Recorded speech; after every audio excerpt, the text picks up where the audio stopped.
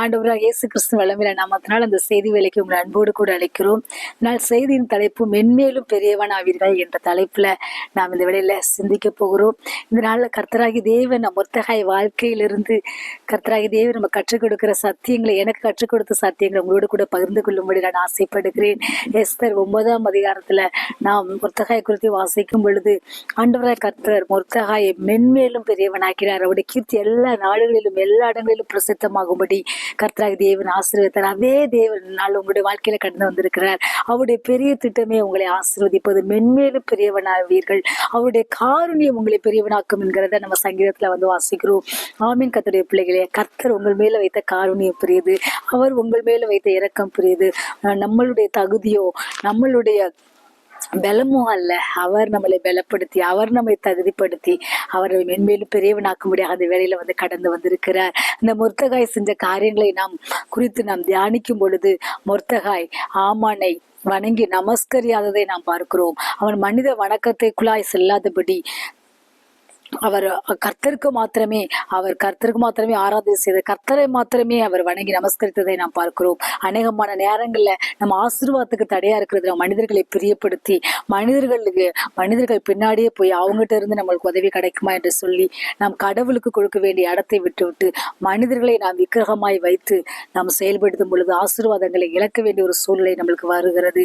ஆனால் அதற்கு மாறாக கர்த்தரை மாத்திரம் முன்னால் வைத்து நாம் முன்னேறி செல்லும் பொழுது நம்முடைய தேவாதி தேவனை முழு இதயத்தோடு, முழு ஆத்மாவோடு, முழு பலத்தோடும் அன்பு கூர்ந்து மனித வணக்கங்களுக்கு இடம் கொடுக்காதபடி மனிதர்களை விக்கிரகமாய் வைத்து அவர்களை பெரிய பொருட்டாய் எண்ணி அவர்களை நாம் நமஸ்கரியாதபடி தேவனை நோக்கி நாம் முன்னாடி செல்லும் பொழுது, அவரை நாம் ஆராதித்து அவரை முழுபலத்தோடு கூட அன்பு கூர்ந்து முன்னேறி செல்லும் பொழுது அவர் மென்மேலும் பெரியவனாக்க தேவனாய் இருக்கிறார். அடுத்ததாக மொர்தகாய் செய்த காரியம் என்ன? தன் சிறிய தகப்பன் மகளாகிய எஸ்தரை அவர் வளர்த்ததை பார்க்கிறோம். அந்த அனாதையான எஸ்தரை வளர்த்து ஆளாக்கி ஒரு ராஜ பதவிக்கு, ஒரு ராஜாத்தியாக கொண்டு வந்ததுல மொர்தகாயுடைய பங்கு பெரிய பங்கு. அதற்காக அவர் எவ்வளவோ எஃபோர்ட் போட்டிருக்கலாம், எவ்வளவோ அவர் ட்ரை பண்ணி ஒரு சாதாரண நிலைமையில இருந்த ஒரு பெண்ணை, அனாதையா இருந்த எஸ்தருங்கிற பெண்ணை ராஜாத்தியாய் கொண்டு வருவதற்கு அவர் எவ்வளவு பிரயாசப்பட்டிருப்பார். அவர் அப்படியே அந்த எஸ்தருங்கிற சிறிய தகப்பன் மகளை விட்டு விடாதபடி அந்த பெண்ணுக்கு இரக்கம் செய்யும்படியாக அந்த பெண்ணு மேல இரக்கம் வைத்து அந்த பெண்ணுக்கு நன்மை செய்தார். மொர்தகாயுடைய வாழ்க்கையில நாம் பார்க்கிறோம், அவர் ஒரு நன்மை செய்கிறவராய் இருந்தார் அப்படின்னு நம்ம பார்க்கிறோம்.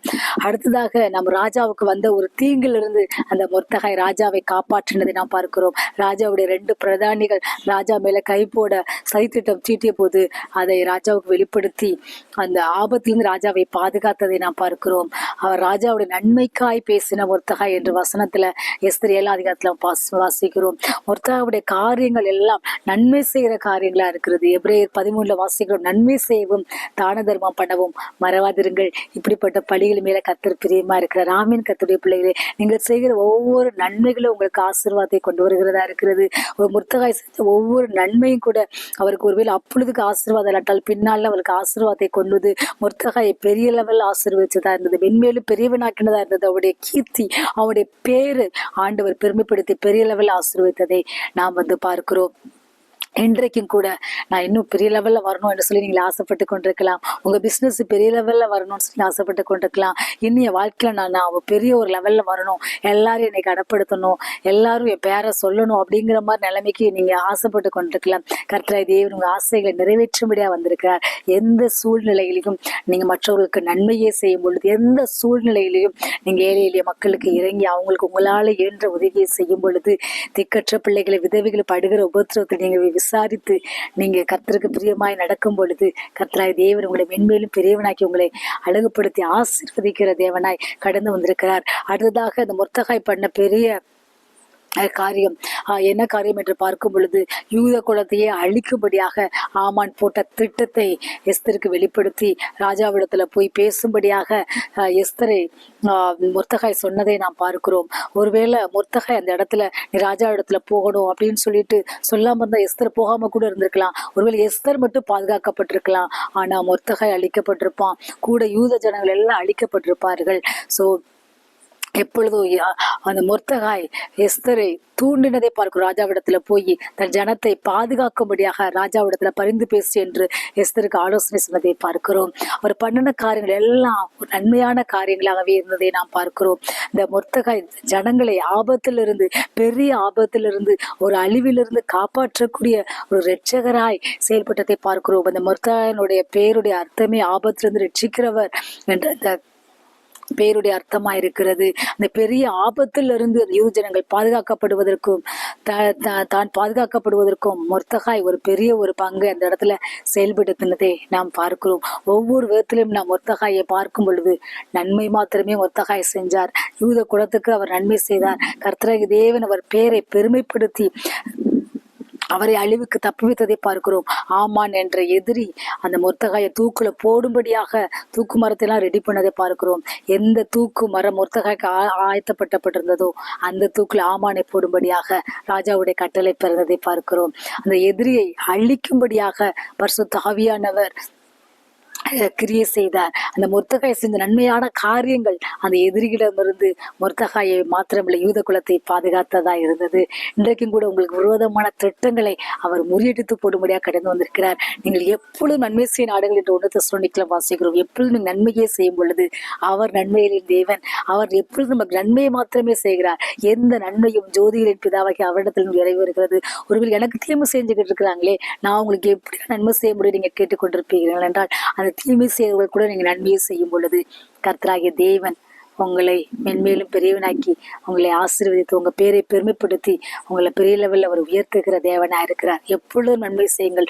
எப்பொழுதும் கர்த்தரை பாடி ஆராதித்து அவரை நாம் துதித்து கொண்டிருக்கும் பொழுது அவரை முழு இருதயத்தோட கூட நாம் ஆராதித்து அவருக்காய் நாம் சாட்சியாய் வாழும்படியாக நம்மளால் இயன்ற உதவிகள் ஏழை எளிய மக்களுக்கு செய்து, மற்றவர்களுக்கு நம்மளால் இயன்ற உதவிகளை தேவையோடு இருக்கிற மக்களுக்கு செய்து அவளுடைய வாழ்க்கையிலையும் ஒரு ஒளி ஏற்றும் பொழுது கர்த்தராகிய தேவன் நம்மை ஆசீர்வதித்து மென்மேலும் பெரியவனாக்கும்படியாக அவர் பெரிய காரியங்களை செய்கிற தேவனா இருக்கிறார். எந்தெந்த இடத்துல அழிவு வருகிறதோ அந்த இடத்துல நாம் தேசத்தின் ஜனங்கள் அழிந்து போகாதபடி நாம் ஜனங்களுக்காக கர்த்தரிடத்துல பரிந்து பேசும் பொழுது கர்த்தராகிய தேவன் நம்ம மென்மேலும் பெரியவனாக்கி ஆசீர்வதிக்கிற தேவனா இருக்கிறார். கர்த்தரை நாம் ஆராதிப்போமாக முழுமனதோடு முழுவலத்தோடு கூட ஆராதித்து அவரையே நாம் வணங்கி அவரையே நாம் சேவிக்கும் பொழுது, எப்பொழுது நன்மை செய்யவே நாடும் பொழுது கர்த்தராகிய தேவன் நம்மை பெரிய லெவல்ல அவர் ஆசீர்வதிக்கிற தேவனா இருக்கிற. தீமை ஒன்றும் செய்யாதபடி எப்பொழுது நன்மையே செய்ய நாடுவோம். கர்த்தர் இப்படிப்பட்ட ஒரு ஆசீர்வாதங்களுக்குள்ளாக அவர் நடத்தும்படியாக நம்ம இந்த வேளையில ஆசீர்வதிக்கும்படியாக கடந்து வந்திருக்கிறார். மற்றவருடைய நன்மைக்காக நம்மளால இயன்ற உதவிகளை செய்வோம். மற்றவருடைய நன்மைக்காக ஆசீர்வாதத்துக்காக தேவனிடத்தில் நாம் பரிந்து பேசுகிற ஒரு மன்றாட்டு ஜெப வீரர்களாக இருப்போம். கர்த்தர் உங்கள் ஒவ்வொருவரையும் ஆசீர்வதிப்பாராக. கேட்ட சத்தியத்தின்படி வாழ்வு கர்த்தர் உங்கள் ஒவ்வொருவரையும் பலப்படுத்துவாராக. இயேசுப்பா, அந்த வேலையில இந்த செய்தி கேட்ட ஒவ்வொருவரை கூட ஆசீர்வதிங்க. அவங்க மென்மேலே நீங்க பெரியவனாக்குங்க சுவாமி. அவங்க செய்யற பிசினஸ், வேலை எல்லாவற்றிலும் எந்தெந்த விதத்திலும் அவங்க ஆசீர்வாதத்துக்காய் காத்து கொண்டிருக்காங்க எல்லா விதத்திலும் ஆசீர்வாதத்தை கொடுத்து வழி நடத்துங்க. இயேசு கிறிஸ்துவின் வல்லமையில நாமத்தை ஜெபிக்கிறோம் நல்ல பிதாவே, ஆமென். கர்த்தர் உங்களை ஒருவரையும் ஆசீர்வதிப்பாராக. தொடர்ந்து பைபிளோடு சேனலை நீங்க சப்ஸ்கிரைப் பண்ணி உங்கள் ஜெபத்தால தாங்கும்படியாக உங்களை அன்போடு கூட அழைக்கிறோம். கர்த்தர் உங்களை ஒருவரையும் ஆசீர்வதிப்பாராக. தேங்க்யூ.